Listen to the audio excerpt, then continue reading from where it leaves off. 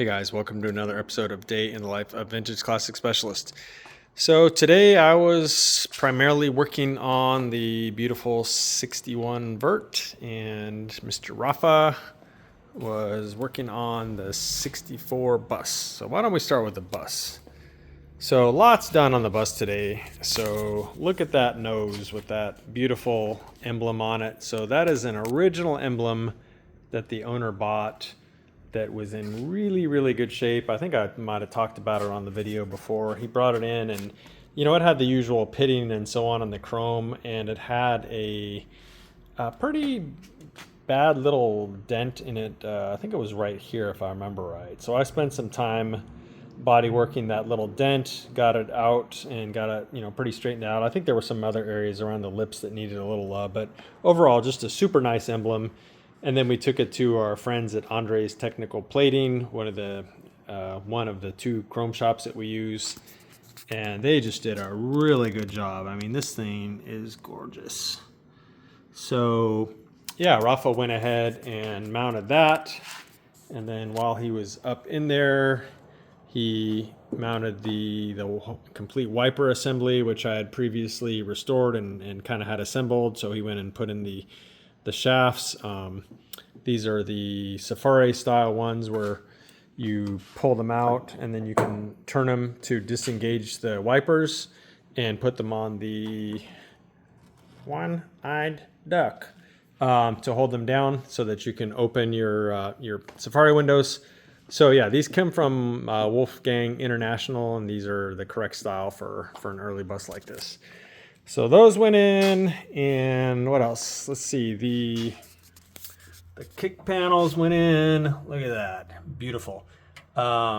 He also put in a later style flasher unit. So Rafa likes to use I think it's 67 and up style flasher units. It's a big box that has, I think 7 wires on it or something. This bus is 12 volts, and it's kind of more of a Resto-mod than it is like a very strict restoration. It's going to be a 12 volt car, hot rod, there's a Berg shifter. So yeah, we went ahead and swapped it out to the later style flasher, which does both emergency flasher, there's a switch there, and then also the turn signal function.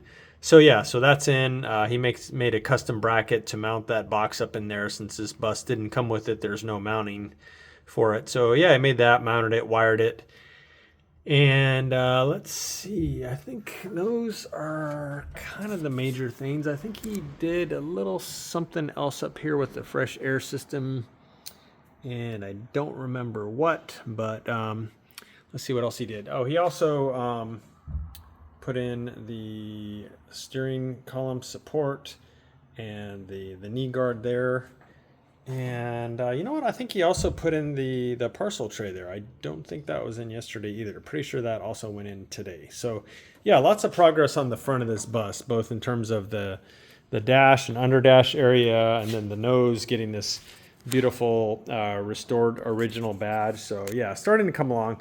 We also bought a crap ton of parts for this car, which I placed a massive order yesterday. I drove out to Corona today to Wolfsburg West, picked it up. It was like $2,500. Pretty big order, and it's a lot of stuff that's going to take this bus pretty far toward completion.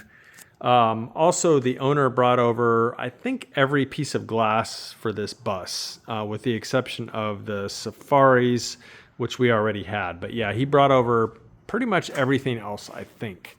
So yeah, this thing, we have most of the major parts now, I think, between that box there and what we have in our container over there, most of the major things.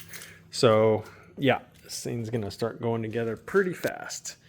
I didn't get around to starting this one today. I promise I will start this bus before the end of the week. How about that? And maybe even take it on a spin. We will see. I did take the 64 One Family for a little drive around, and it's running really nice.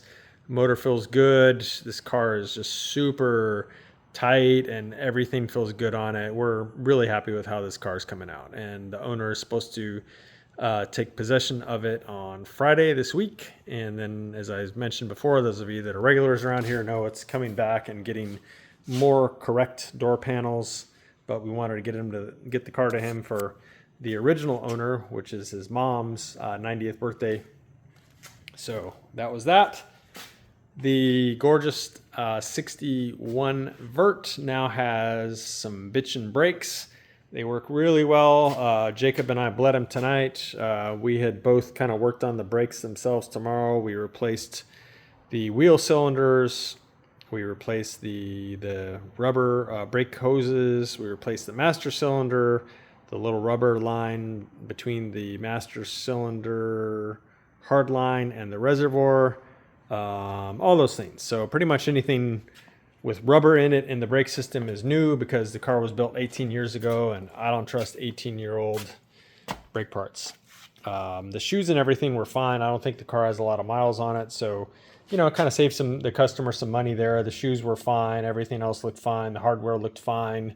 So pretty much just all the parts that you would expect to kind of go bad from age got replaced.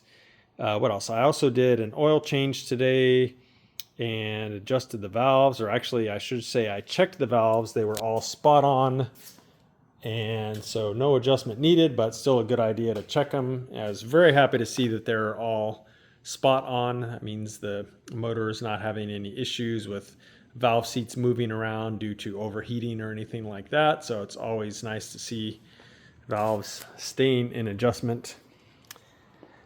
And I think that was it for this one today. Brakes now, we're waiting on the gas tank. I did order new wide white tires, Firestones. Pretty much these, but with wide white versus the 1 inch. So the wide whites are 2 3/4. Pretty much similar to what he had, but a different brand. So those will be here probably later this week. Gas tank hopefully next week, and this thing will go back together and be a running, driving, safe car for the owner to start enjoying again and get many years worth of enjoyment out of. Jacob did work a tiny bit at the end of the day on his car. He started mounting the tail lights now that the paint work is done, as far as fixing the fire damaged paint and getting some patina back in here. So started mounting those, and then he went ahead and just peeled all the masking paper and tape off the wiring. So wiring's all pretty much ready to be hooked up to the motor now. One last thing that I did today was I did start fitting the tin. This is for this guy. So Brian Roth built the long block, and so now I'm starting to fit up the engine tin. And of course it's terrible. And so it needs a lot of work, as usual. Kind of similar to what this one did.